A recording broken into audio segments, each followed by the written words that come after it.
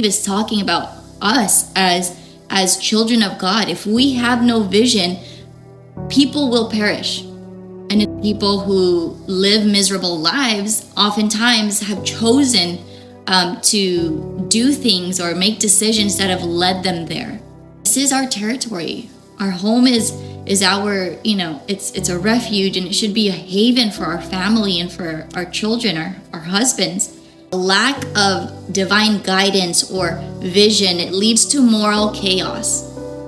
It leads to a loss of purpose. While those who follow God's law, they find joy and peace.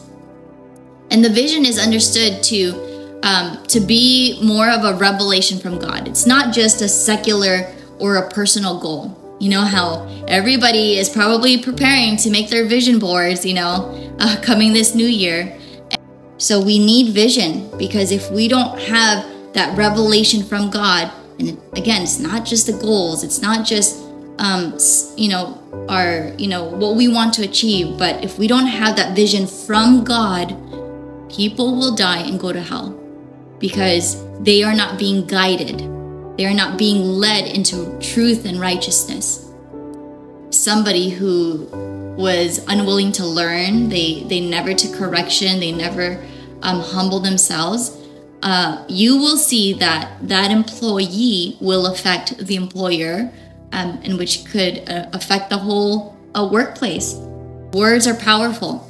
Hasty words full of arrogance or anger, that can cause more damage than even a simple-minded person, than even a fool can. Careful, be deliberate with your words. A furious man aboundeth in transgression. If they're habitually furious, and that means that they're prone to repeat sinful and wrongful behaviors, because they have a lack of self-control, which leads them to act rashly. Those who are humble and meek will be honored. True security and safety comes from placing your faith and trust in God. Not in people, not in circumstances, not in your resources. It's simply putting your faith and trust in God. This wisdom that you want, this perfect justice that you want, it comes from God, because He is the perfect judge. There's no better way to live your life than to be an abomination to the wicked, and that is by being righteous before God, not before man, not living under the fear of man, just as verse 25 says, because that brings a snare. But putting your faith and trust in God and following Him.